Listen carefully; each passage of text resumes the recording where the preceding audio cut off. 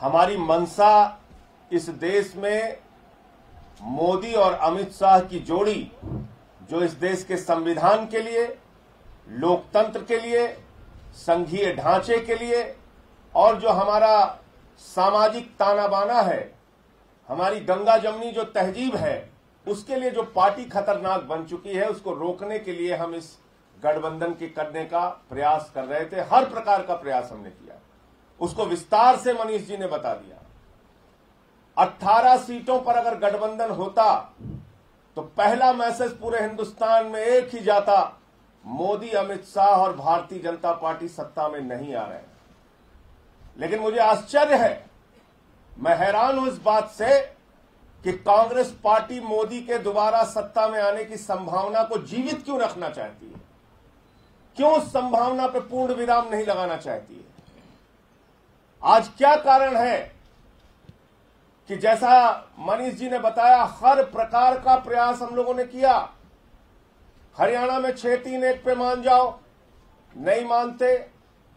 7-2-1 पे मान जाओ, नहीं मानते। पंजाब में 20 एमएलए 4 एमपी हमारे हैं, वहां मान जाओ, नहीं मानते। गोवा में है हमारा 6.5%, वहां मान जाओ, नहीं मानते। चंडीगढ़ पे मान जाओ, नहीं। किसी भी तरह से मानना नहीं है, किसी भी समझौते को मानना नहीं है। तो इसलिए आज मैं आपको पूरी जिम्मेदारी से ये बात कह रहा हूं, कल साफ तौर पे हरियाणा और पंजाब का चैप्टर कांग्रेस पार्टी की ओर से आधिकारिक रूप से, और उन्होंने अपने प्रेस कॉन्फ्रेंस में भी कहा था, हम तो पंजाब भी छोड़ चुके थे, सिर्फ हरियाणा पे बात कर रहे थे। उन्होंने उसको भी पूर्ण विराम लगा दिया और कह दिया कि किसी भी तरह की कोई बातचीत हरियाणा के ऊपर नहीं हो सकती। तो अगर कहीं से भी, हालांकि इस देश के मतदाता परेशान हैं, आक्रोशित हैं, गुस्से में हैं, ठगा हुआ महसूस कर रहे हैं 5 साल में, चाहे वो 2 करोड़ का वादा हो नौकरियों का, चाहे वो 15 लाख का वादा हो, या किसान को फसल को 1.5 गुना दाम देने का वादा हो, या नोटबंदी, जीएसटी, हर समस्याओं से लोग परेशान हैं। जवाब देने के लिए लोग तैयार हैं, इस नफरत की राजनीति के खिलाफ वोट देने के लिए लोग तैयार हैं।